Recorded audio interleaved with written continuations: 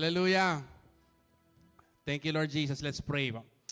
Maraming salamat po, Heavenly Father, sa binigay niyo po sa aming pagkakataon na kami po, Lord God, ay imo po, Lord God, sa inyong paanan, sa inyong presence, Lord, to listen to your word, Lord, to be ministered to by your words, Panginoon.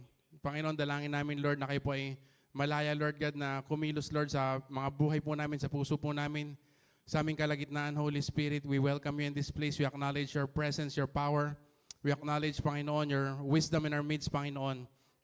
Lord, we pray, Panginoon, na lumabas po kami sa lugar na ito, Lord, na may panibago, Lord God, na pananaw, Lord God, sa buhay, Lord God, sa buhay Kristiyano, that we will serve you, that we will love you more, Panginoon, and we will spread your love, Panginoon, sa mas marami pa mga tao, Lord God. We worship and we love you. Pangalan mo lamang po, Panginoon Jesus, ang itataas namin ngayong gabi. Ito po ang prayer namin in Jesus' name. Amen. Salamat mga kapatid na musician. Makipagbukas po kayo sa akin sa Matthew chapter 6 verse 19 to 33. Do not lay up for yourselves treasures on earth, where moth and rust destroy, and where thieves break in and steal. But lay up for yourselves treasures in heaven, where neither moth nor rust destroys, and where thieves do not break in and steal. For where your treasure is, there your heart will be also. The lamp of the body is the eye. If therefore your eye is good, your whole body will be full of light. But if your eye is bad, your whole body will be full of darkness. And therefore the light that is in you, if therefore the light that is in you is darkness, how great is that darkness? No one can serve two masters, for either he will hate the one and love the other, or else he will be loyal to the one and despise the other. You cannot serve God and mammon. Therefore, I say to you, do not worry about your life. Huwag daw mag-worry sa ating mga buhay. What you will eat or what you will drink. Ano ba mga pangailangan natin na wino-worry natin, huwag daw natin i-worry. Nor about your body, what you will put on. Is not life more than food and the body more than clothing? Look at the birds of the air, for they neither sow nor reap, nor gather into barns. Yet your heavenly Father feeds them. Wow. Are you not of more value than they? Which of you by worrying can add 1 cubit to his stature? So why do you worry about clothing? Consider that the lilies of the field, how they grow. They neither toil nor spin. And yet I say to you that even Solomon in all his glory was not arrayed like one of these. Now if God so clothes the grass of the field, and which today is and tomorrow is thrown into the oven, will he not much more clothe you, O you of little faith? Therefore do not worry, saying, what shall we eat? What shall we drink? Or what shall we wear? For after all these things the Gentiles seek. Yun daw hinahabol-habol ng mga hindi mananampalataya, lahat ng kanilang mga pangailangan. For your heavenly Father knows that you need all these things. Alam ni Lord lahat ng pangailangan po natin. Amen? But seek first the kingdom of God and His righteousness, and all these things shall be added unto you. Therefore, do not worry about tomorrow, for tomorrow will worry about its own things. Sufficient for the day is its own trouble. Hallelujah. Pagpalain ng Panginoon ang pagbabasa ng kanyang salita. Sino po nakaunawa mga kapatid? Amen. At ito pong passage na ito ay napaka well-known sa mga Kristiyano. Alam na alam po natin to, di ba? Unahin ang kaharian ng Panginoon, seek ye first the kingdom of God and His righteousness, and all these things, lahat ng pangailangan natin, hindi natin dapat ipag-worry. Pangako po ng Panginoon yan, marami tayong mga pangailangan, yung iba hindi nakalagay dyan. Pero ang ginamit ni Lord ay yung mga basic na pangailangan, yung maliliit, kahit yung pananamit. Ibig sabihin, pati yung ibang mga pangailangan natin na mas malaki kaysa doon, ay kayang tugunan ng Panginoon. Hallelujah! Basta uunahin mo siya. Amen? Alam na alam po natin itong lesson sa passage na ito ng Scripture. Pero po, ako po idinala ng Panginoon doon sa word na lay up, doon sa verse 19. Sabi po dito, lay up, lay not up, or lay up treasures in heaven. Ang ibig sabihin po ng lay up dito ay mag-ipon, mag-impok, to set aside resources for something. Ibig sabihin, meron kang resources, hindi kinakailangang pera, marami kang ari-arian, isi-set aside mo para pagkakitaan. To set, yun po ang ibig sabihin ng lay up, para ipunin mo siya, para mapakinabangan mo in the future. Andiyan po ba yun? Alam niyo po yung salitang lay up, it is an investment term. Investment term. Pag sinabi pong investment, ito po yung sinabi ko kanina, isi-set aside mo ibang resources mo para mapakinabangan in the future. Para lumago siya. Andiyan po ba tayo? In other words po, yung verse 19 po, ang nakuha kong mensahe doon, be wise in your investment. Maging matalino ka sa iyong mga investments. Ibig sabihin, make sure, siguraduhin mo na yung investment mo ay hindi malulugi. Sino ba dito gusto na pag nag-invest siya, naglabas siya ng pera pa, negosyo ay malugi? Di ba wala naman may gusto dito mga kapatid na ganon? Yung pag sinabi pong lay up or mag-ipon o mag-invest, ibig sabihin, si Lord ay binibigyan tayo, in-endow sa atin ang napakaraming resources sa ating buhay. Naniniwala po ba kayo doon? Maraming binigay si Lord na resources sa iyong buhay. At tinawag ka ng Panginoon, ikaw mismo, tayong lahat dito, tinawag tayo ng Panginoon na maging good investor. Maging mahusay na investor. Lahat po dito nakakaintindi ng salitang invest mga kapatid, di ba? Gusto ng Panginoon maging matalino ka na investor or maging mahusay ka na steward ng resources ng Panginoon sa iyong buhay. Ngiti nga tayo dyan mga kapatid. Ngiti kayo lahat. Kasi alam nyo, kailangan maging revelation sa atin ito mga kapatid. Ang daming pinagkatiwala sa akin ng Panginoon. Amen? Alam nyo po, sa totoo lang, ito pong passage na ito ay napakaraming topics. Ang daming, alam ko, ang pinupunto na ito unahin ng Panginoon, pero ang dami mong pwedeng mag-glean na lesson. And one of the topics here that stood out in front of me ay maging maingat ka sa pag-invest. Ngayon mga kapatid, pag-usapan po natin ang mga principles na umaapekto sa ating good investment. Ngayong hapon mga kapatid, ang title po natin pag-uusap na ating sermon ngayong hapon ay Manage Your Investments Carefully. Ingatan mo yung mga investment mo. Common sense na mga kapatid. Sino po ang nakasubok na mag-invest dito? Konti. Iba, hindi pa nasubukan. Sino na nakasubok mag-invest sa stocks? Alam niyo po yung stocks mga kapatid, yan, konti pa rin. Para alam po natin, magbibigyan ko ng konting para at least, pag binanggit ko yung stocks, alam niyo yung ibig sabihin ko. Ang stocks po mga kapatid, ito po yung maliliit na unit o paano ba Tagalogin yan? Ito po, pwede mong bilhin yung stocks. Kunyari, yung stocks ng Jollibee. Gusto mong maging owner, maging part owner ng Jollibee, bibili ka ng stocks niya. Kahit maliit lang na stocks yung binili mo, kahit ilang piraso lang, may-ari ka ng Jollibee. Alam niyo ba yung mga kapatid?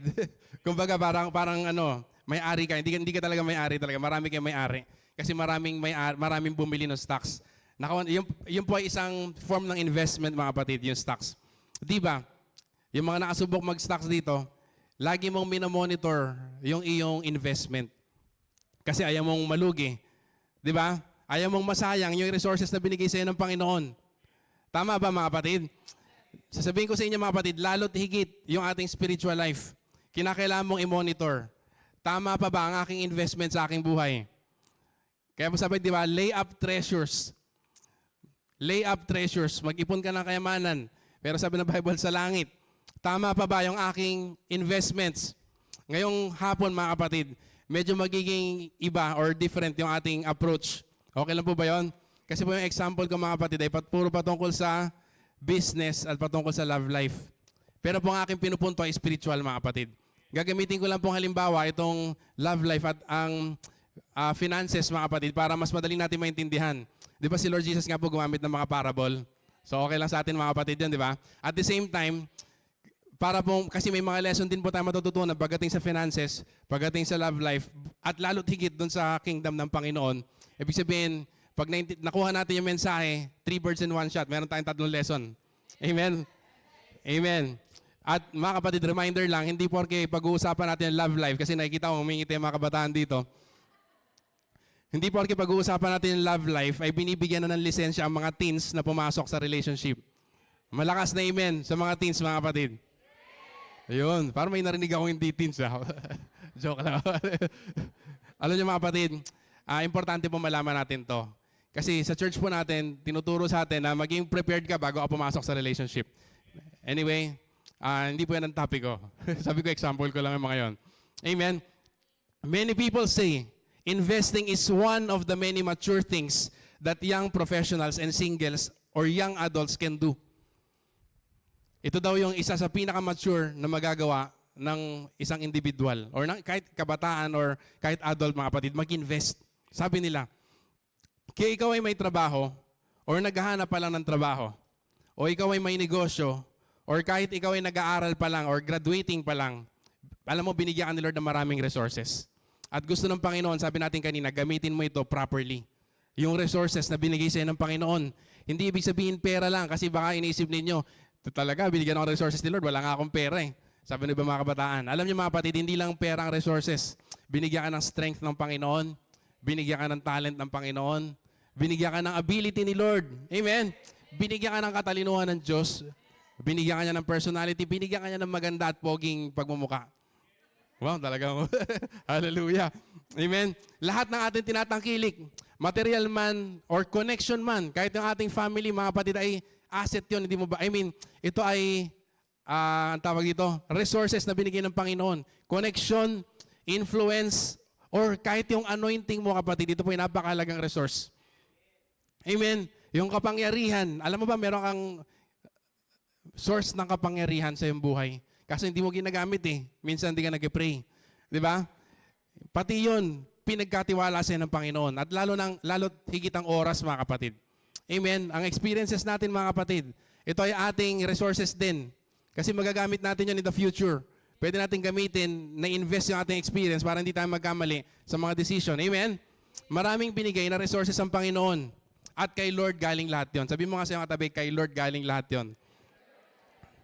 So wag kang magmalaki. Wag mo sabihin, mas pogi ako kasi, or mas maganda ako. Hindi natin pwede ipagmalaki yon. Amen? Amen. Alam niyo kapatid, gumagamit si Lord madalas ng mga tao. Kasi maaaring sabihin mo, yung resources ko, hindi naman galing kay Lord. Pinamana sa akin ng nanay ko, pinamana sa akin ng lolo ko yan. Alam mo, gumagamit si Lord ng tao para makarating sa iyo yung resources ni Lord.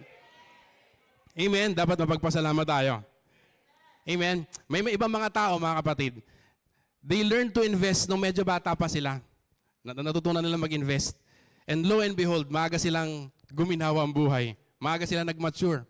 Ibig sabihin, naging maingat sila sa kanilang mga decisions. Lalo sa mga mabibigat at malalaking mga decision na kanilang mga buhay. At maaga silang guminawa ang buhay. May ibang mga tao naman, medyo natagalan sila bago natuto mag-invest ng tama. Dumanas muna sila ng konting difficulty at dahil doon sa naranasan nilang difficulty, doon sila na-push. Kinakailangan mag-invest ako, kailangan may gawin ako para magbago yung sitwasyon ng aking buhay. Amen? Mahalaga ang pag-invest. Lalo na kapag tama ang iyong pinag-i-investan. Maliwanag ba yan? Dapat maingat tayo mga kapatid, di ba? May mga nagkakamali kasi. Nag-i-invest sila pero liabilities pala yung kanilang pinag-i-investan. Alam niyo yung salitang liability, mga kapatid? Sino nakaunawa ng salitang liability at asset? Pag sinabing liability, sabi ko sa inyo mga kapatid, yung example natin ay finances and love life para mas madaling maunawaan. Pag sinabing liability, ito yung mga bagay na nagde-depreciate over time. Alam niyo yun? Halimbawa, kotse, hindi nagmamahal. Pwera na lang ibang mga collector's item. Pero usually, ang kotse, pag binili mo after, every year, bumababa siya kung magkano, lumiliit na lumiliit. So sabi nila, hindi ito asset mga kapatid. Ito ay liability.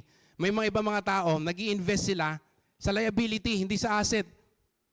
Pag sinabing liability, ito yung mga bagay na hindi makakatulong sa pagpapataas ng value ng iyong investment in the long run. Naunawaan natin, in the future, hindi lalaki yung pera mo pag binili mo yon. Pag sinabing liability, ito yung mga bagay na hahatak sa iyo pababa. Ang dulot nito ay gastos, hindi niya dulot yung gain or hindi niya dulot yung kita. Nakuha natin mga kapatid? So okay na yan. Pag sinabi natin liability mga kapatid, ha? Ito po ay kabaligtaran ng asset. Pag sinabing asset, ang asset yung lumalaki, kumikita. Sabi nila, yung lupa, hindi bumababa yung lupa eh. Yung ginto, hindi daw bumababa yung presyo. Andiyan ba tayo mga kapatid? Yung liability, ano pang halimbawa, mga kapatid, yung telepono, hindi asset yan. Liability yan kasi pababa yung presyo niya.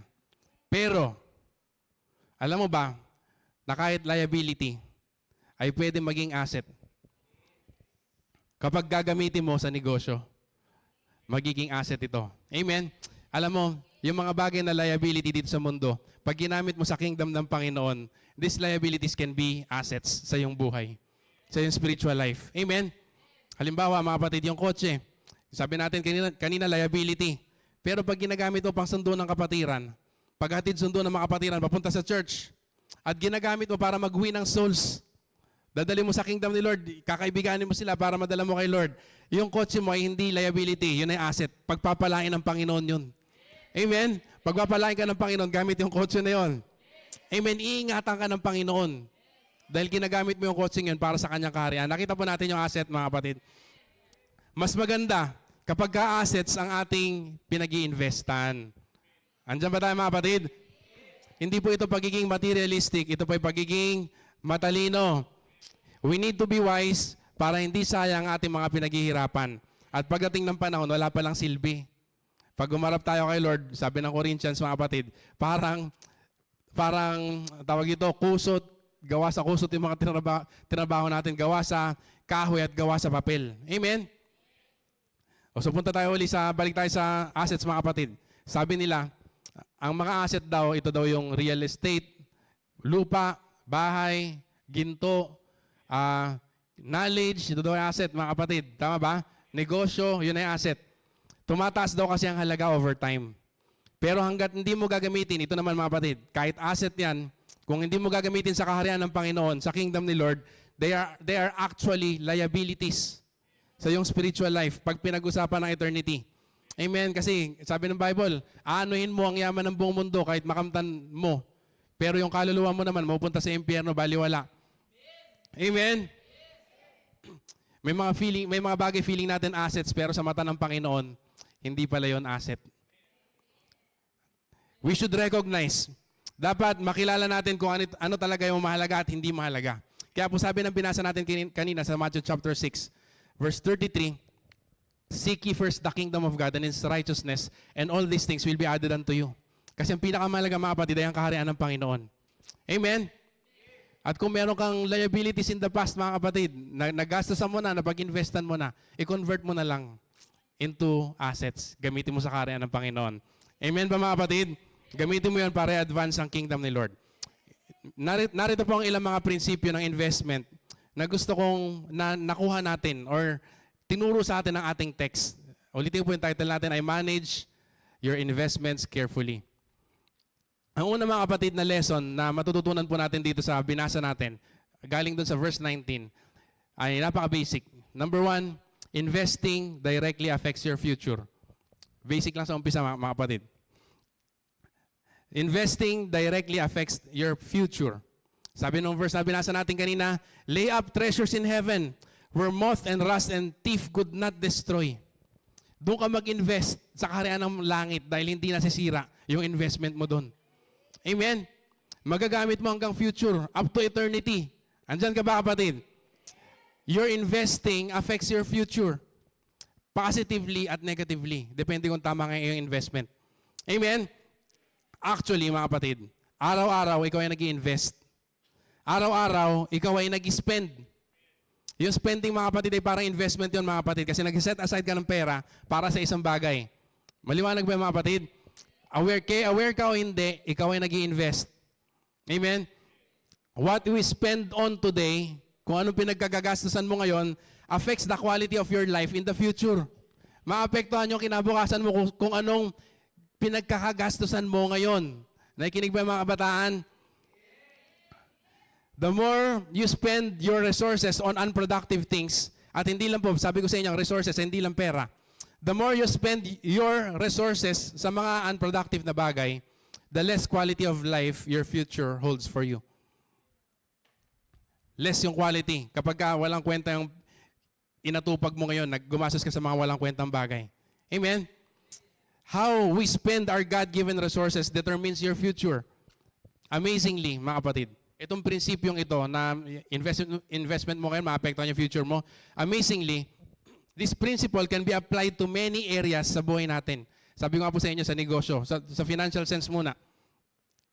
Di ba sabi natin sa financial, sa pag-ibig at sa kaharian ng Panginoon.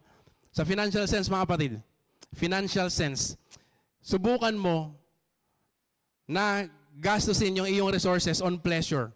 Alam mo yung pleasure?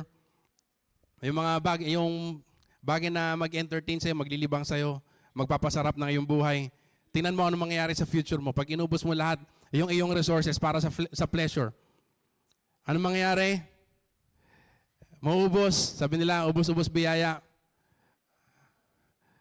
Pagkatapos, tunganga. May ibang word yung mga taga Bicol doon eh. Alam niyo mga kapatid, temporary pleasures are not assets.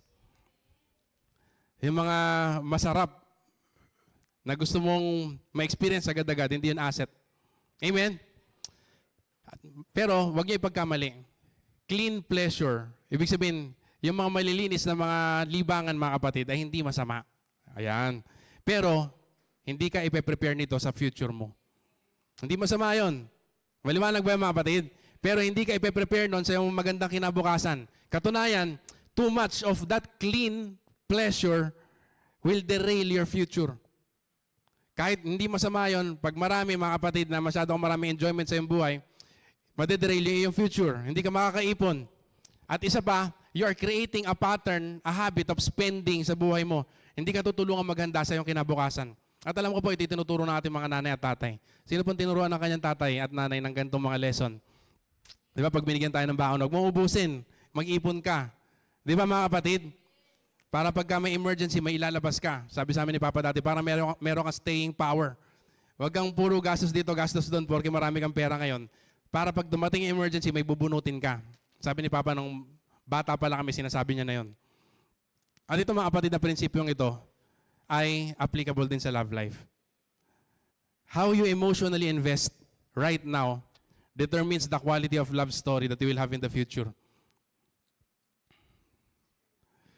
Kung paano ka mag-invest emotionally ngayon, ay i-determine niya kung anong klaseng love life magkakaroon ka. Alam niyo mga kapatid, marami tayong young pro dito. Purihin si Lord. Iniisip ko kung itutuloy ko itong lesson kasi sabi ko baka konti yung umattend na young pro. Baka mag-preach ako ng ganito sa mga matatanda. Ay sorry, sa mga adult. Baliwala. Pero hindi. Meron pa rin tayo matututunan mga kapatid. Kasi ang ang prinsipyo po ng Word of God mga kapatid ay applicable sa maraming area ng ating buhay. Amen? Ulitin ko, how you emotionally invest right now determines the quality of your love story that you will have in the future. Kinakailangan din pala ng investment sa love life. Oh yes daw. Amen? Yes. Kasi kinakailangan mo maging wise investors, di ba? Sabi ng ating title. Pagdating sa area na to, dapat wise investor ka rin. Amen? At ang payo ko mga kapatid, be emotionally invested in God first. Amen? Ibigin mo ng higit sa lahat ang Panginoon. Amen? At sabi ng Bible, ano sabi? Seek ye first the kingdom of God and His righteousness, and all these things will be added unto you. Lahat ng inahabol ng sanlibutan, ibibigay sa iyo ng Diyos. Amen? Yun ang unang payo natin. Ibigin mo na higit sa lahat ang Panginoon. Tapos, ibigin mo rin, be emotionally invested sa iyong family. Hindi masama yun. At sa iyong friends. Amen? Second lang ang pamilya at friends. Siyempre, unang Panginoon. Kung gusto mong pagpalain ka ng Panginoon. Para mangyari yung and all these things will be added unto you. Amen? Pero sa opposite sex, mga kapatid, limit your emotional involvement. Limit your emotional involvement. Ano ibig sabihin ko mga kapatid? Pag sinabing emotional involvement, emotional involvement, ito yung masyado kang close. Marami kang alam na sikreto niya. Marami kang sinare na sikreto sa isa't isa. Lagi kayong magkasama. Parang may kinikilig dyan ha. Alam mo, magulo yun kapatid. Magulo yun kapag masyado kang emotionally invested sa marami mga tao, lalo sa opposite sex. Gugulo lang ang buhay mo. Hindi ko sinabing masama makipagkaibigan sa opposite sex mga kapatid ha. Dapat meron tayong healthy boundary. Amen? Sabi ng iba sa atin, basic lang yan. Brother, alam ko na yan. Siyempre may boundary, alam natin lahat yan. Alam mo kapatid, pag hindi ka nag-iingat, alam nyo kahit yung mga may asawa na pag hindi nag-iingat, nagkakaroon ng emotional investment or emotional involvement sa ibang mga tao aside sa kanilang asawa. Totoo mga kapatid, ako po ay witness na ganyan dahil ako po ay nagtrabaho din ng mahabang panahon sa corporate world. Nakita mga ibang mga kakilala ko doon na may asawa na pero emotionally involved, not necessarily girlfriend, boyfriend, pero emotionally involved sa kanilang office mate. At hindi po yun maganda. Amen? Isipin mo, pag palagi kayong magkausap, palagi kayong magkasama, nakikita kayo palagi, nag-chat kayo palagi, naupuwet kayo sa chat, anong mangyayari? Madedevelop kayo. Kahit hindi mo siya asawa. Amen? Sabi natin kanina, gugulo. Paano gugulo yun? Siyempre, di ba? Gugulo yun lalo na pag may asawa ka. Pag nalaman ng asawa mo yun, sabi nila, yari ka.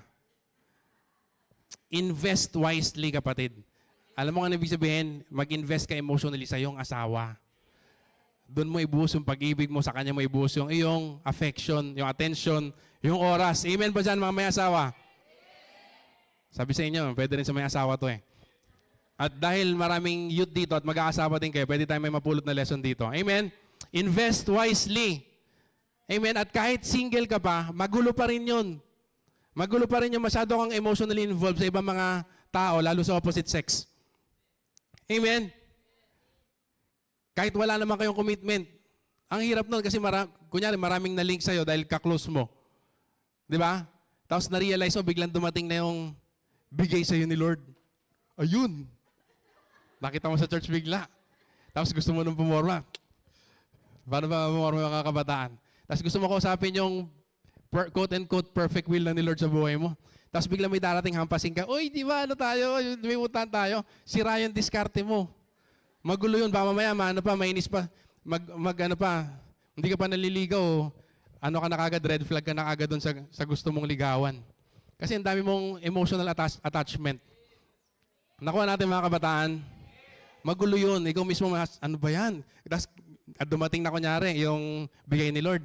Gusto mo nang tikalan yung mga ka-close mo kasi siyempre gusto mong bigay yung sarili, hindi bigay yung sarili, kundi gusto mong mag-focus doon sa bigay ng Panginoon. Di ba ang hirap ng paano mo sasabihin yun sa mga kaibigan mo, o hindi mo na tayo close ngayon ha. Ano lang kasi may nakita na ako eh. Di ba ang sakit nun? Kapag may nagkagusto na pala sa yung ibang mga opposite sex na kaibigan mo. Tama ba yung mga kapatid? Meron pa. Ano bang naisip ko kayo na halimbawa eh. Kapag emotionally attached ka mga kapatid. Anyway, nalimutan ko. Hindi ko naisulat dito. Baka minsan sinasabi niya, OA naman Brad. Alam mo mga kapatid, sabi ko sa inyo, kung sa may asawa nga nangyayari yon, emotional involvement, eh di lalo na sa mga libre, quote and quote, sa mga single. Amen? Maganda, hintayin mo yung kalooban ng Panginoon. Ayun, tingnan mo. Ito yung isa pang halimbawa ko. Kaya magulo mga kapatid. Kunyari, meron ka ng girlfriend or boyfriend. Mga kapatid, provided ha, na ikaw ay nasa tamang edad na. Pinag-uusapan natin to hindi para bigyan ng lisensya yung mga bata, mga teens. Nasa tamang edad ka na, provided naghanda ka talaga na yung kalooban, financially, emotionally, spiritually, etc. Matured ka na, handa ka na, nasa edad ka na. Tapos dumating yung perfect will ni Lord. Eh dahil close ka dun sa ibang kaibigan mo, hindi mo alam kung kanino ka in love ngayon. May ganun nangyari. Pag nagkagalit kayo ng boyfriend mo or girlfriend mo, feeling mo, ito yata ang best friend ko, dito ako in love yata eh. Magulo mga kapatid, di ba? Pag marami kang emotional involvement, nakita ninyo, malilito ka pa minsan, kayo ba ako in love talaga? Hindi ko na-experience yun ha. Naisip ko lang mga kapatid, kayo ba ako in love talaga? Dito sa best friend ko, dito sa ano ko, di ba may mga pelikula mga kapatid? Based on truth, on ano yun? Based on experience yung mga pelikula na yun. Di ba magulo? So ang payo ko mga kapatid, ibigin mo na higit sa lahat si Lord. At darating yung pagkakataon, bibigay sa ni Lord yung the best. Amen. Yung pagkakita mo pa lang, si Lord nagpatibok ng puso mo. Di ba ang saya ng ganon?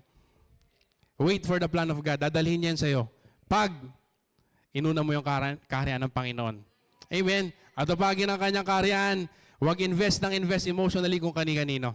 Amen. And this first principle is especially true, mga kapatid, sa kingdom ng Panginoon. Ayun. Balik tayo sa kingdom ni Lord. What you spend on today determines your future. Sabi natin kanina, the more you spend on unproductive things, the less quality your future holds. Yung mga bagay na makamundo, kahit clean entertainment pa yan at hindi yan masama, pag sumobra yan mga kapatid, ito ay magpapapurol ng iyong spirito. At napansin mo yun kapatid, pag gagaling mo ng church on fire ka, halos marinig mo yung boses ng Panginoon, nangungusap pa si Lord sa puso mo. Pero pag uwi mo ng bahay, pag binuksan mo yung telepono mo, pag nanood ka ng mahaba, imbis na mag-check ka lang kung may mensahe, nanood ka ng mga reels, ano nangyari? Asan na yung conviction ko kanina? Di ba? Asa na yung boses kanina? Asa na yung feeling na medyo naiiyak-iyak pa ako kahit lumabas na ako ng church? Alam niyo yung ganong feeling mga kapatid? Si Lord yun. Presence ng Panginoon niya. Nadadal yung ating senses, spiritual senses kapag ka masyado tayong nag-invest sa mga bagay na makamundo. Not necessarily masama. Di ba mga kapatid? Amen ba dyan mga kapatid? Natataint yung ating discernment. So, invest on things that will draw you closer to God. Kahit yung entertainment natin, make sure mo na dadaling ka niya papalapit kay Lord. Paano yun? Mag-basketball ka, tapos tumimakashoot ka, mag-hallelujah ka. Hindi, ibig sabihin mga kapatid, although pwede rin yun mga kapatid. Kung talagang mahal na mahal mo si Lord, lalabas sa bibig mo papuri kay Lord. Pero ibig sabihin ko, pwede kang, ang libangan mo ay makinig ng worship music. Di ba? Makinig ng preaching. Makinig ng mga pelikula mga Kristiyano. Ang dami mga pelikula mga Kristiyano dyan. Baka hindi mo pa napanood yung Left Behind. Panoorin mo para naman kabahan ka kung ikaw ay namumuhay sa mundo at hindi ka pa ready sa muling pagbabalik ng Panginoon. Amen ba dyan mga kapatid? Excuse me Hindi, no apologies mga kapatid. Where do you spend your resources today? Anong pinagkakagastusan mo ngayon? Saan mo ginagamit yung resources na bigay sa'yo ng Panginoon? At ulitin ko po, hindi ko tinutukoy ang pera lamang. Yung kalakasan, yung abilities mo, yung oras mo, yung attention mo, yung brain power mo, saan mo ginagamit ngayon? Saan nauubos ito presently? Anong pinagpupuyatan mo recently? Naalala ko po yung parable ni Lord Jesus. Hindi ko i-discuss yung parable. Pero sa Matthew 14:27, sabi ni Lord dun sa isang binigyan niya ng talento, dapat man lang, you should have therefore put my money, my resources, quote and quote mga kapatid, money, my money, sabi ni Lord. You should have put my resources to the exchangers, and then at my coming, I should have received my own with usury. Sana man lang, sinigurado mo, yung pinag-investan mo na maraming oras ay may pakinabang kahit konti. Kahit konti, sabi ni Lord sa aking kaharian. Sana man lang, para pong yun yung sinabi ni Lord dun sa huling servant niya. Amen mga kapatid? Are we being productive with our resources? Alam niyo mga kapatid, we will be accountable to the Lord kung paano natin gamitin yung resources na binigay sa atin ng Panginoon. We are the ones who will benefit naman in the future kapag tama yung paggamit natin sa resources ni Lord. Amen? Investing mga kapatid is like planting. Merong ani in the future. Merong harvest in the future. Kaya nga, hindi mo kinokonsume lahat ng iyong kita. Hindi mo kinakain lahat pagka kumita ka, hindi mo gagastusin lahat. Di ba? Most young people, when they got their first sahod, yung unang sahod, sino dito yung unang beses siya nagtrabaho? At yung unang sahod niya, inubos siya sa pagkain lahat, in-enjoy niya lahat. Naiya sila. Sabi ng iba, fruit of my labor yon. Alam niyo mga kapatid, hindi pa fruit ng labor yon, nag-uumpisa ka pala magtanim. Amen? Pero meron ibang mga matatalinong young people na witness ko po mismo. Dito, yung unang sahod nila, binigay nila first fruit kay Lord. Pinagpala sila ng Panginoon. Ibang alam ko, nasa ibang bansa. Nag-post siya nung nakaraan. Pang 17th country ko na. Grabe. Pinagpala ng Panginoon. Nagka-country to country lang siya. Pero, nag-first fruit siya. Habang ginagawa yung church, alala ko yun kapatid. Mga kapatid. Di ba? At bukod po yun sa tithes and offering. Tuloy-tuloy hanggang ngayon, nagbibigay siya ng tithes and offering. Ako din po mga kapatid, hindi ako nangahamon dito na hindi ko ginawa. Ako rin po yung nagbigay ng aking first fruit. Hindi ko na ikikwento, pero nagbigay ako ng first fruit ko. Yung unang-unang kita ko. Alam niyo mga kapatid, the bigger the investment, para pong pagkatanim, para pong planting ang investment. The bigger the investment, or the bigger the seed, the bigger the harvest, or the bigger the return. Maaring malimutan mo na may tinanim ka. Maaring tingin mo, sa mahabang panahon, nasayang yung aking tinanim. Parang walang resulta. Alam mo, ang investment ay minsan mukhang dormant. Minsan dormant. Or minsan feeling mo susukuan mo na. I-pull out ko na itong investment ko sa stocks, ang tagal tumaas. Alam niyo mga kapatid, tataas din yan, hintayin mo lang. Kasi pang long term yun eh. Pang long term yung ginawa mong investment. Anyway, baka ayoko masyado maging technical sana ngayon mga kapatid. Pero huwag ka ma-discourage. Kapag feeling mo dormant yung iyong investment, feeling mo lang yon, you may have to wait for some time, some more time, bago mo maranasan yung resulta magaganda. Hindi agad-agad merong interest. Alam mo ba yon? Pag nag-invest ka, hindi agad kinabukasan may interest kagad bibigay sa'yo. Andiyan pa mga kapatid, you need to be patient. You may be unaware, pero hindi mo alam, lumalago na pala habang tumatagal ang panahon. Ganon din sa kingdom ni Lord, mga kapatid. Maaring nag-taste ka, ginagamit mo yung self-control mo. Ayokong gawin itong mga bagay na yan kasi hindi pleasing kay Lord yan. Gusto kong lumakad ng na matutuwa yung Panginoon sa buhay ko. At tinutukso ka ng dyablo, luging-lugi ka, sabi ng dyablo. Lahat sila ginagawa yan. Ikaw lang hindi gumagawa yan. Alam mo kapatid, relax ka lang. Amen. The big harvest is coming. Pinapalaki mo yung iyong loob. You're growing big on the inside at nire-ready mo pag bumuhos yung new wine ng Panginoon sa iyong buhay. Amen? Hindi mo alam, hinahanda mo pala yung sarili mo. Hindi mo alam, the reward is greater than your quote-unquote suffering. Alam mo sabi ng Bible, don't worry. Pag nag-invest ka, feeling mo walang resulta. Excuse me. Excuse me po.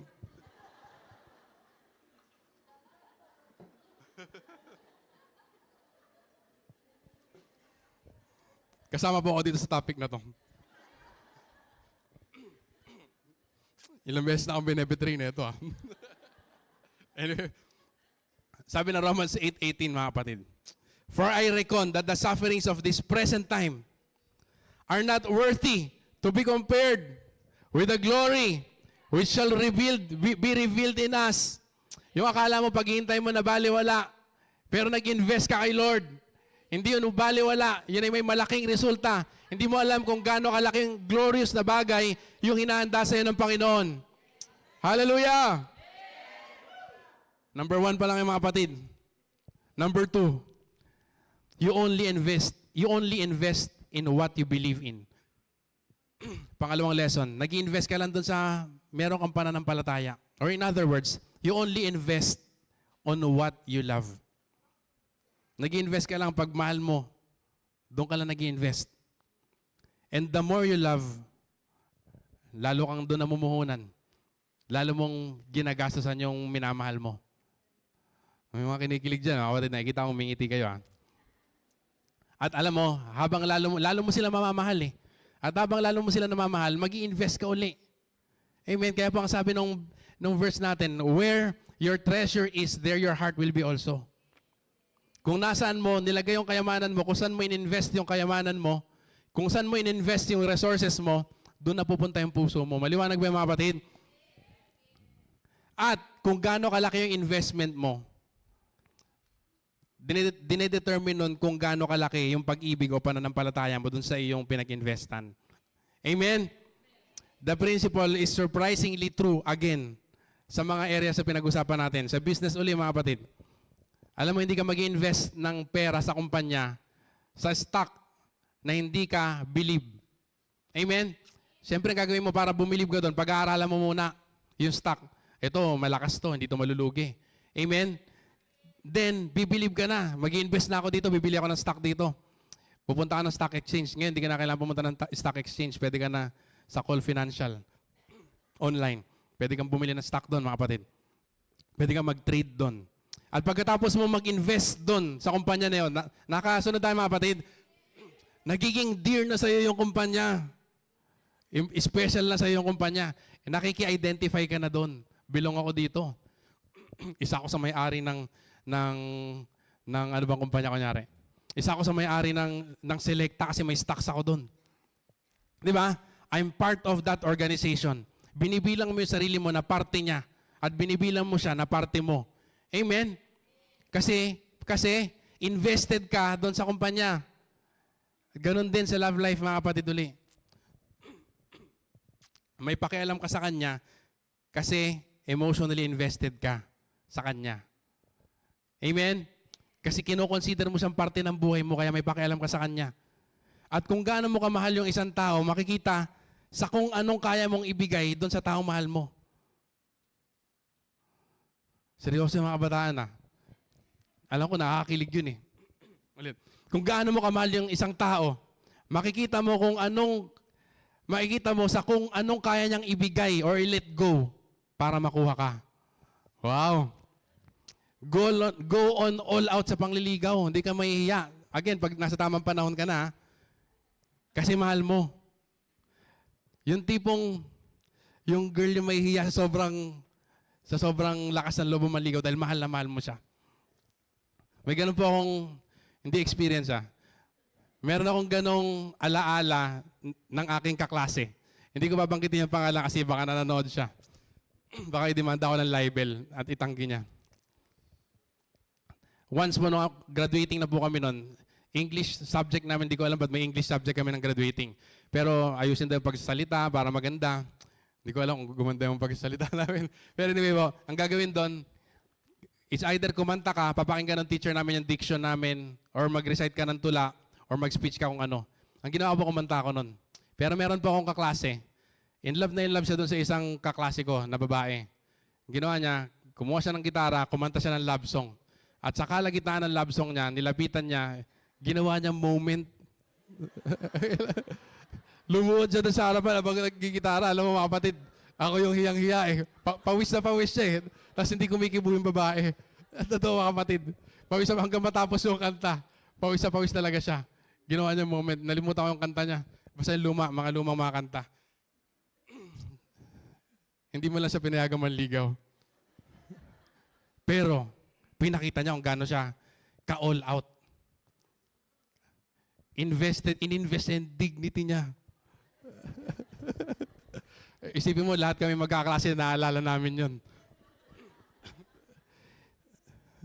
Hindi siya nahiya. Yung tipong yung kaklase kong babae, siya yung hiyang-hiya. Sa sobrang lakas ng loob dahil mahal niya eh. Amen? He was willing to risk his face. I bet, kung pinayagan siya manligaw nung kaklase kong babae, baka napaka-generous niya doon sa kaklase kong babae. Baka yung lahat ng baon niya, baka nangutang pa siya para ilibre. Mahal na mahal niya kasi kaya nga niyang i-risk yung kanyang dignity. Yung kanyang muka. Mahal na mahal niya, kaya niyang gastusan talaga. Amen? At kung maging mag-boyfriend-girlfriend sila, naniniwala ko yung kaklase kong lalaki, pipiliin niya maging loyal doon sa kaklase kong babae without having a second choice in mind. If ever hindi mag-work out yung kanilang relationship. Ganon. Palagay ko ganon yung uri ng pag-ibig ng kaklase ko eh. Walang second choice. Kahit na hindi kami magkatuluyan, wala akong second choice. Basta focus ako ngayon sa iyo. Parang ganon siya mga kapatid. At lalo na siguro kung nagkatuluyan sila. He will give himself wholly to her. Committing himself completely to her. Abandoning all plan B. Wala nang plan B nung kasal. Amen? Ganon yung totoo nagmamahal. Ibig sabihin, kaya niyang iwanan lahat. Diba? Kaya pag yung kinakasal mga kapatid, diba? May sumpaan sila.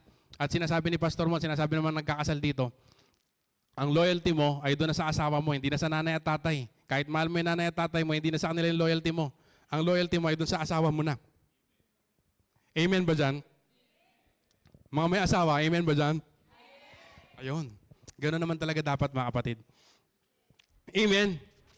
If you love somebody, if you believe in somebody, you will invest sa kanya kahit mga hulugan pa ng kanyang buhay.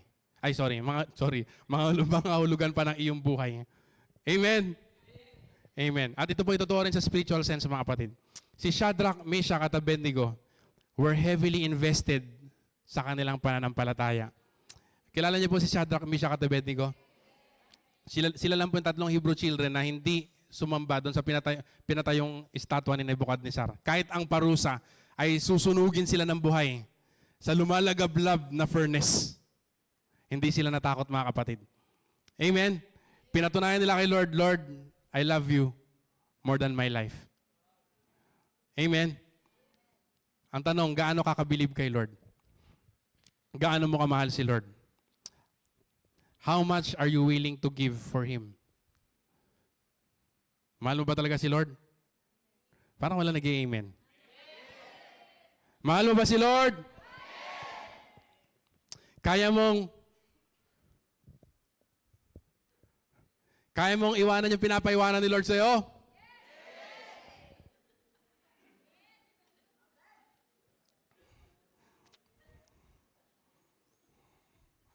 Meron mga tuwang-tuwang cell group leader dito.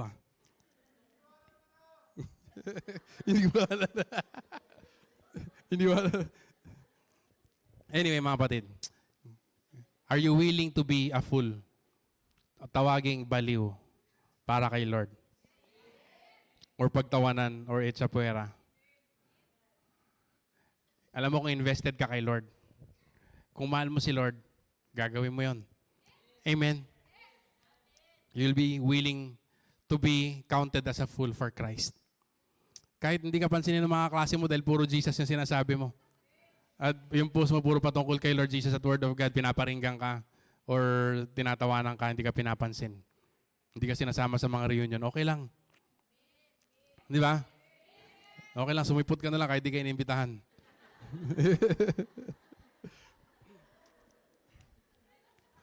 Anyway, mga kapatid. Sabi ni Pastor, lakasan mo daw ang kain mo pagka umattend ka ng reunion. Para bawi ka na.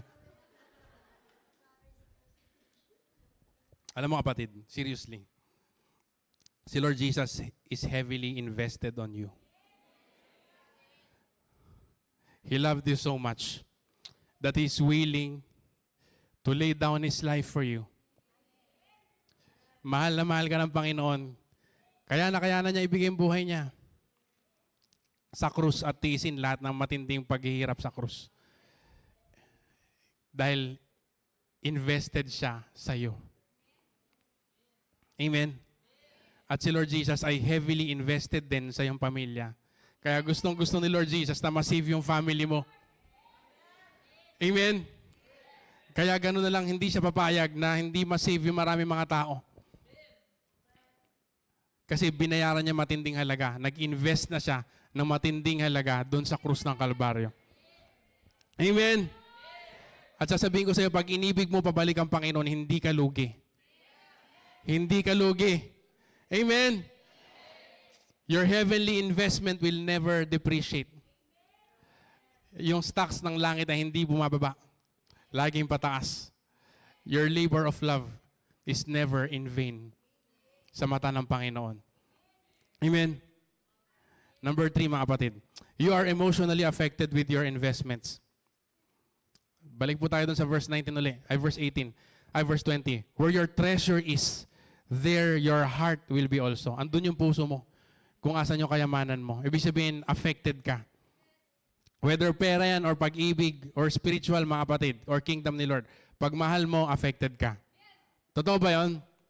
Affected ka ba? Amen. Akala ko may huhugot. Whether pera or pag-ibig. Alam mo, pag nalugi ka sa investment, wag naman sana, no? Malungkot.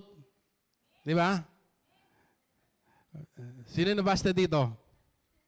Huwag ka na magtaas ng kamay. Nakaka-depress, di ba, pag wala kay Jesus? Totoo mga kapatid, kahit yung break, kunyari naudlot ng pamumukadkad ng inyong relationship, madidepress ka pag wala kay Jesus. Kasi invested ka dun sa tao. Affected ka kasi invested ka. Amen? Huwag kang ma-condemn. Huwag kang normal yun. Kasi, mahal mo siya. Amen? If you invested your life to another person, you are emotionally affected whatever happens to him. At hindi lang po sa mag-asawa yung mga kapatid, hindi lang sa mag-boyfriend, girlfriend. Meron po akong minsang napanood na bata.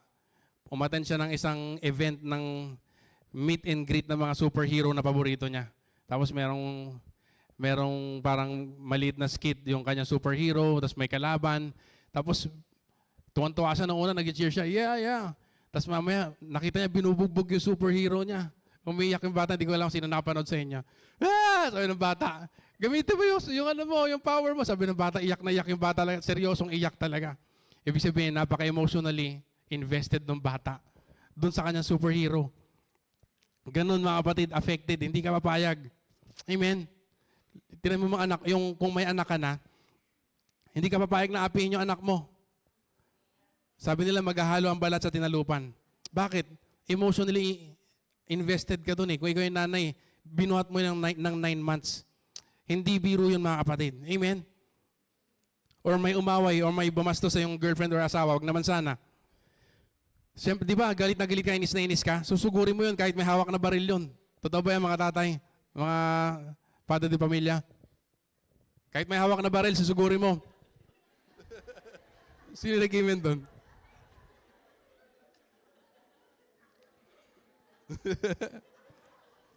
Hindi, ibig sabihin ko yung umaapi doon sa ating loved one. Hindi ka, hindi ka papayag, di ba mga kapatid? Ang tanong ko kapatid sa inyo, what irks you the most? Anong umiinis sa'yo? Yung umiinis sa'yo, hindi, bagay mga kapatid. Anong umiinis sa'yo? Ito yung kabaligtaran, or kahit tao siguro, ito yung kabaligtaran ng minamahal mo. Ito yung kabaligtaran ng taong invested ka. Nakuha natin mga kapatid. Naiinis ka pag merong umapit doon sa bagay, sa kumpanya, or sa tao na invested ka. Amen? Ikaw ba'y affected kapag si Lord Jesus ay dinedefame? Ikaw ba'y affected? Naiinis ka ba pag narinig mo ginamit yung pangalan ni Lord Jesus na mura sa pelikula? Alam mo kapag hindi ka affected, dire-diretso ka ng panonood. Pinapakita na hindi ka emotionally or hindi ka invested kay Lord. Di ba? Are you affected when the body of Christ is under attack? Ibig sabihin, nababalita mo, nag-aaway-aaway ang mga Kristiyano, nagsisiraan sa Facebook pa. Tinitira nung isa yung mga nag-pray in tongues, so nag-pray in tongues, tinitira yung hindi nag-pray in tongues. Nasaktan ba tayo o babaliwala sa'yo? Okay lang yan. Gaya mo sila. Alam mo kapatid, pinapakita nito kung invested ka sa kingdom ng Panginoon.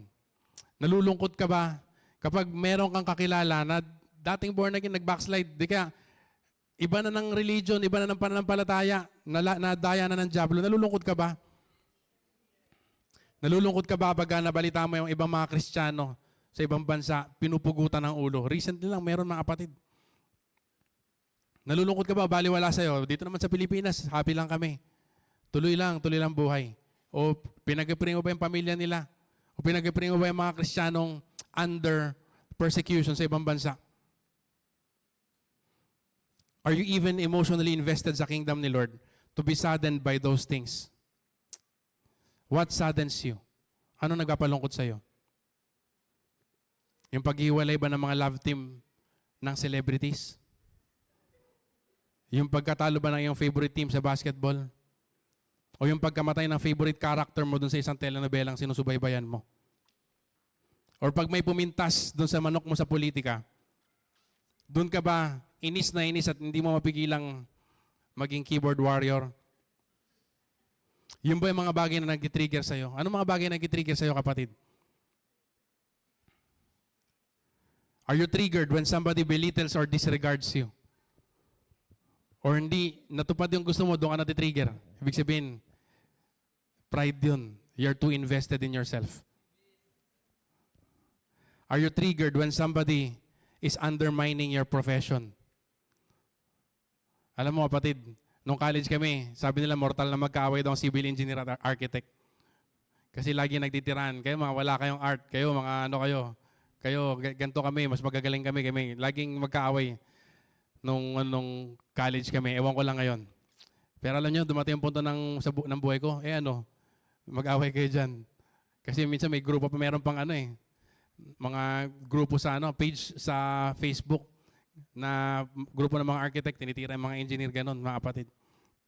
Doon ka ba naiinis? Ibig sabihin, doon ka invested sa iyong profession at hindi kay Lord. Amen?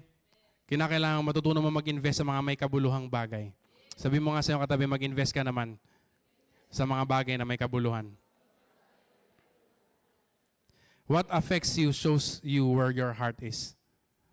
Kung anong nakaka-apekto sa iyo, pinapakita ko nasaan yung puso mo. Amen? Number 4.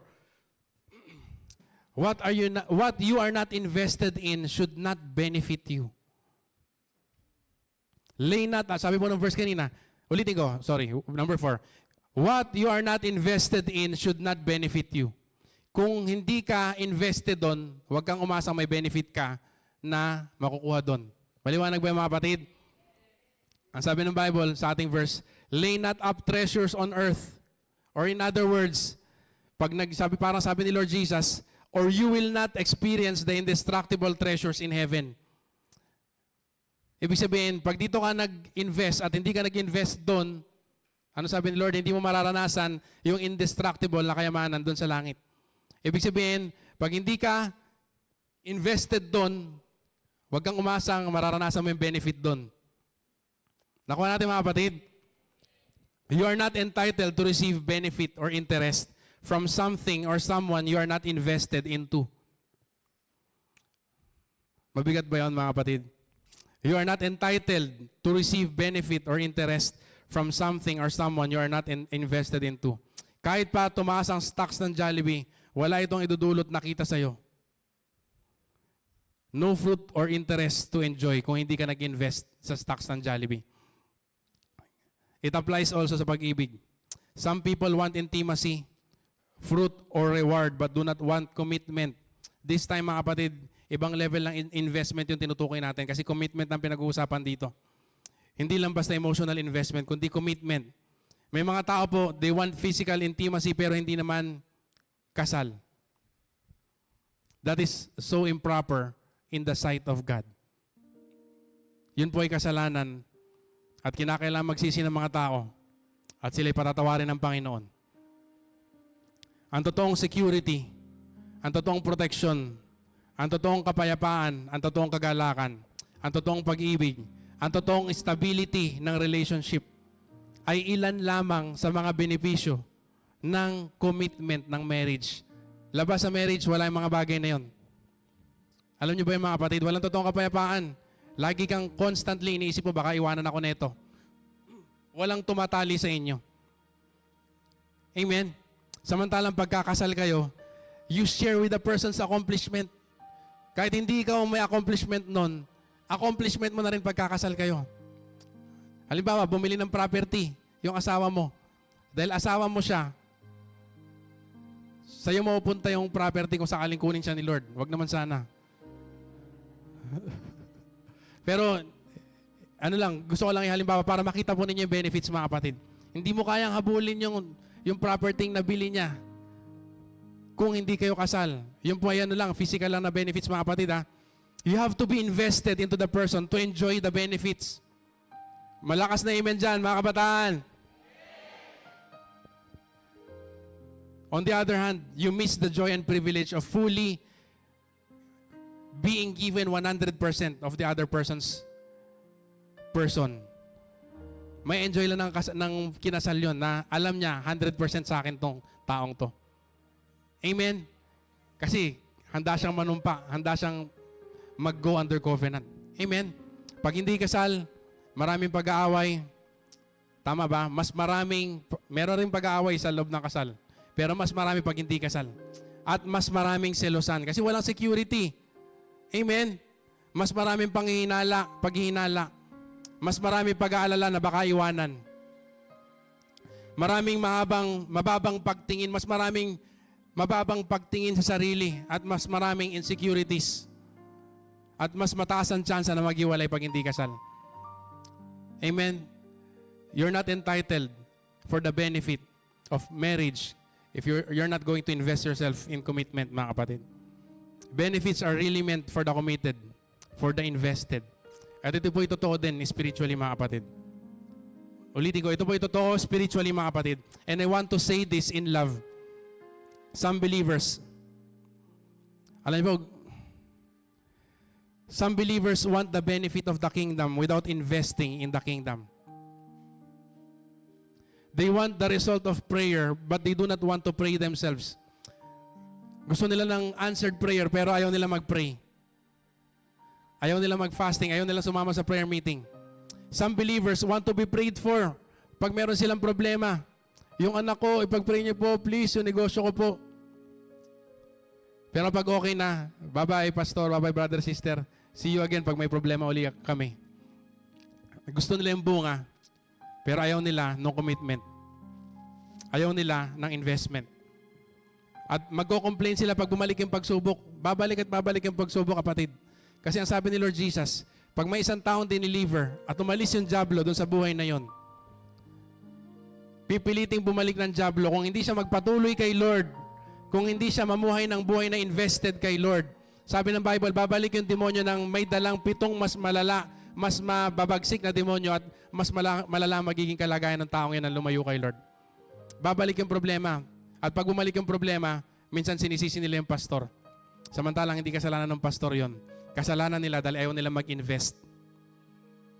Ayaw nila mag-invest sa kingdom ng Panginoon. They want benefits of consecration, but they do not want to live consecrated. Alam niyo bang benefits ng consecration? Pag sinabing consecrated, kay Lord lang ako, itong katawan na to, kay Lord lang, itong talentong to, kay Lord lang. Amen? Ang benefits ng consecration ay favor with God and men. Yung mga tao matutuwa sa'yo, papaboran ka. Si Lord mismo, papaboran ka. May authority ka from the Lord pag nag-pray ka lalayas ng diablo. Yung glory ng Panginoon nasa iyo, yung anointing ng Panginoon nasa iyo. May mga ibang Kristiyano gusto yun pero ayaw ng consecration. May mga ibang Kristiyano gusto ng rumaragas ang pagpapala pero hindi marunong magbigay ng tama. Totoo ba yun? Gusto ko ng blessing pero ayaw mag-tithes. Money, come it! Pero hindi marunong magbigay, kapatid. Hindi mangyayari yun. You're not entitled to because you're not invested. Amen? Iba mga Kristiyano, inaatake nila yung pagtuturo patungkol sa kalusugan, sa divine health, sa healing, na pinurchase ni Lord doon sa krus ng Kalbaryo. Pero pag nagkaroon ng sakit yung kanilang pamilya, Lord, bigyan nyo kami ng complete healing. Hindi mangyayari yun kasi hindi ka nag-invest sa pananampalataya patungkol sa healing.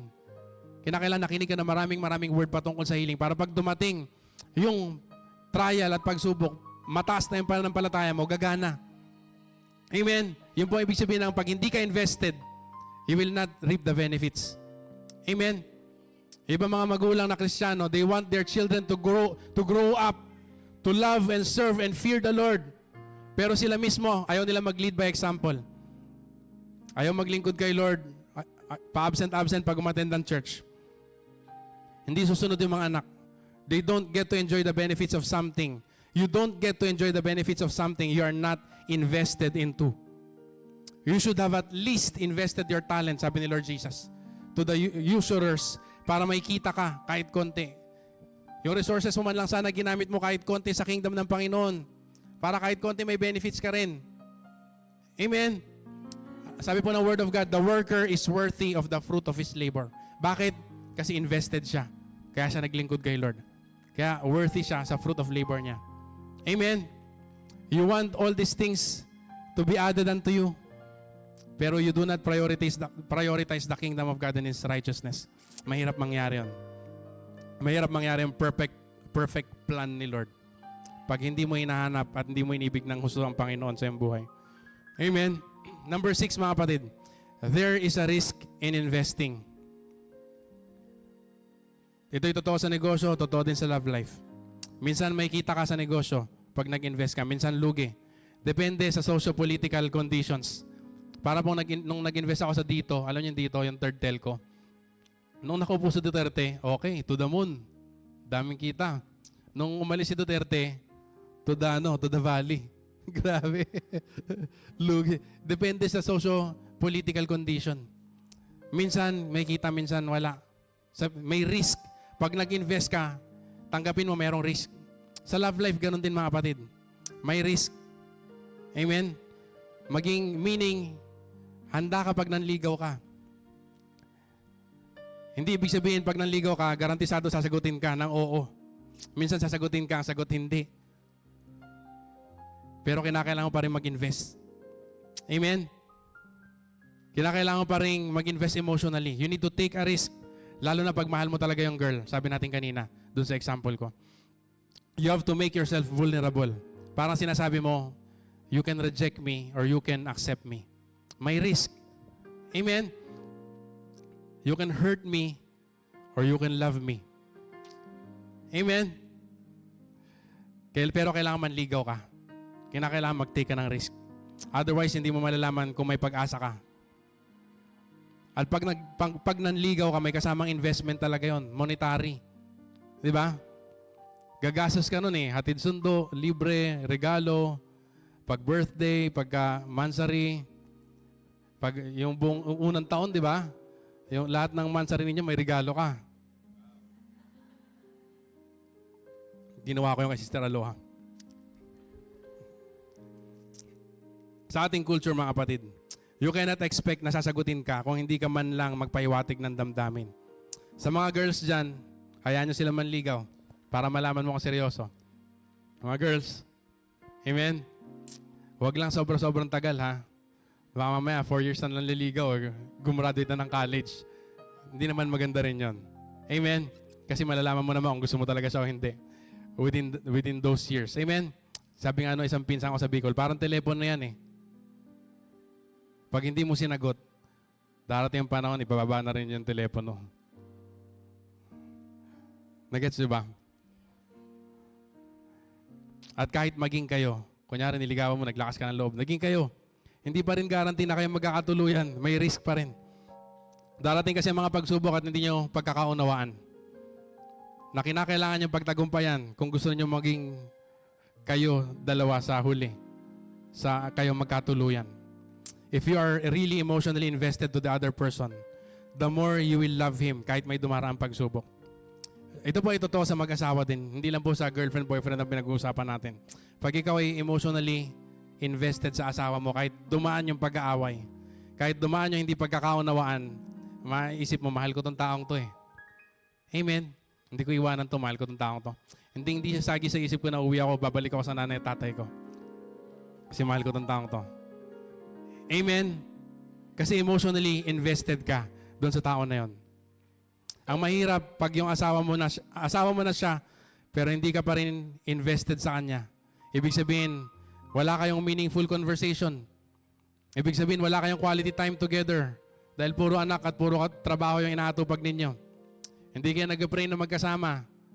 Amen? Hindi kayo nag-enjoy na mag-worship kay Lord na magkasama. Yan ang fellowship talaga eh. Amen? Wala si Lord sa center ng inyong relationship. Kasi yan ang best investment sa relationship. Alam niyo po ba yun? Na si Lord ang sentro dapat. Kung gusto mong tumagal at hindi ka masaktan pagdating ng panahon. Kasi when troubles come at hindi si Lord yung sentro, mga kapatid, it will crumble your relationship. Masaktan ka lang. Amen? Pero pag si Lord yung nasa sentro, pag dumating yung pagsubok, lalong titibay yung relationship ninyo. You become more emotionally invested sa iyong spouse the more you spend time with her or with him. Be sure you are investing emotionally sa correct na tao. Meaning sa asawa mo dapat, meaning kay Lord muna dapat. And then sa iyong asawa. At hindi sa mga kaibigan nyo. Alam niyo ba yung mga kapatid, hindi sa mga asungot. Napanood nyo na yung fireproof. Asungot daw yan eh, yung tawag doon sa mga ganon. Anay sa relationship. Kahit kaibigan nyo sila. Minsan dahil doon sa mga kaibigan natin, walan tayo ng time sa loved ones natin. Quality time with your wife or husband. Amen? Mas marami ka pa minsan fellowship sa iyong kaibigan kaysa sa asawa mo. Mahirap yun. Basketball, etc. Or kung sakaling lalabas kayo, lumabas kayo, dalawa lang kayo. Amen? Spend quality time with your spouse. Siyempre dapat si Lord ang una. And pangalawa yung iyong asawa. At magkakaroon ka ng magandang lasting relationship sa iyong asawa. Amen? Alam niyo, spiritually speaking, totoo rin po to. There is a risk in being invested sa relationship kay Lord. Ang sabi po ng Luke 14:28, sino mang magtatayo ng tower, he needs to count the cost. For which of you intending to build a tower does not sit down first and count the cost, whether he has enough to finish it. Amen? Merong cost ang pag-follow kay Lord. Hindi lahat ng tao magiging masaya. Minsan yung mga loved ones mo, yung pinaka-close sa'yo, pag lumapit ka kay Lord Jesus, sila yung unang-una mainis sa'yo. Sila yung unang-una ipapersecute ka. Ganun po ang kalagayan minsan, mga kapatid. Hindi magiging masaya lahat. You have to cut off some acquaintances. Yung mga tao na nag-pull you down sa relationship mo kay Lord, you have to cut your relationship with them. For a time. Hindi naman forever, mga kapatid. Amen? Pag sumunod ka kay Lord, you have to fight loneliness sometimes. Kasi minsan mismong loved ones mo mag-persecute sa'yo. Number 7, second to the last, mga kapatid. Invest regularly. Provided sa tamang tao, natagpuan mo na yung tamang tao, ha? Ibig sabihin, invest regularly. Ito pa alam niyo ba na itong ilan sa mga tinatakel po natin ay principles of investment. In-incorporate ko lang sa Word of God. Invest regularly, mga kapatid. Alam niyo po yung salitang store up? Sa Greek po ito ay thesaurizet. Thesaurizete.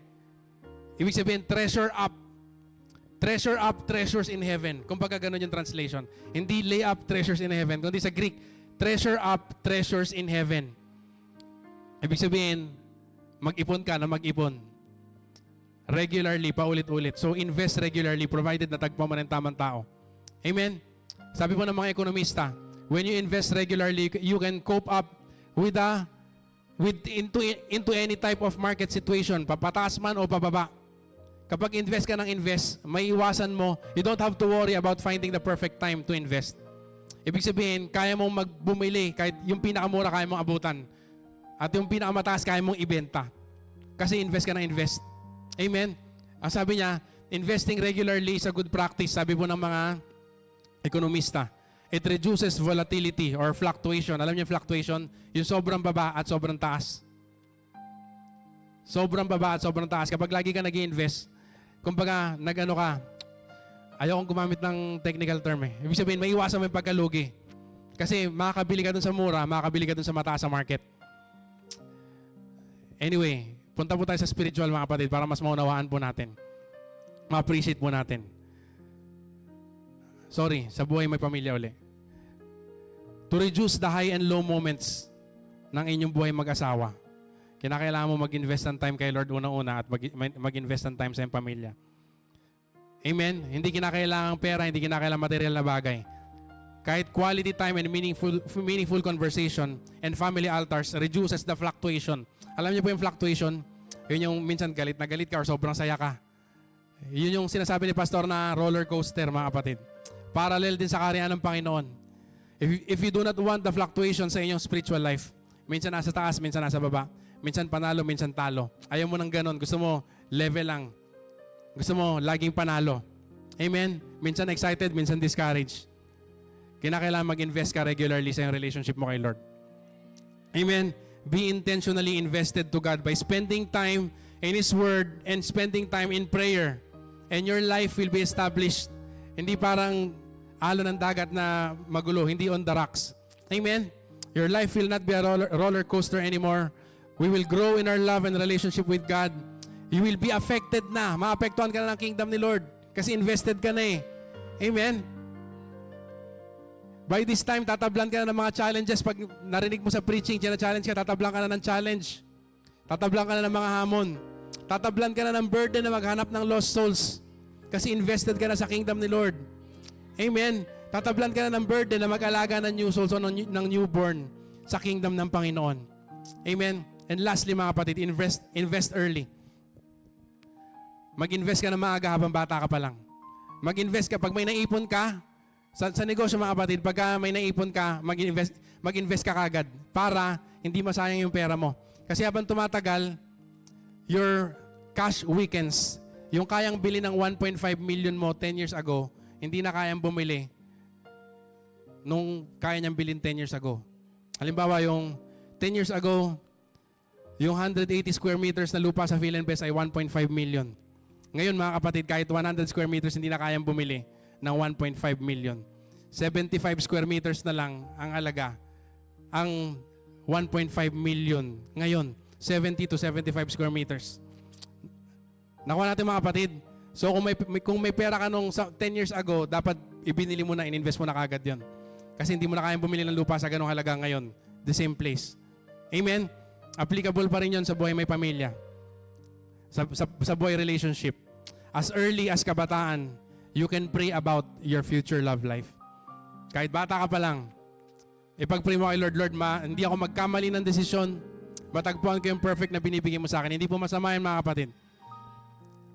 Ibig sabihin din mga kapatid ng mag-invest ka early. Ibig sabihin maglingkod ka kay Lord na maaga. You prepare your heart dun sa perfect will ng Panginoon pag naglingkod ka sa Kanya na maaga. Amen? Another form of investment po yun. Amen? True also sa spiritual life mga kapatid. Ang sabi ng Ecclesiastes 12, alalahanin mo ang Panginoon mong Diyos habang ikaw ay bata pa. Basahin nga po natin yan.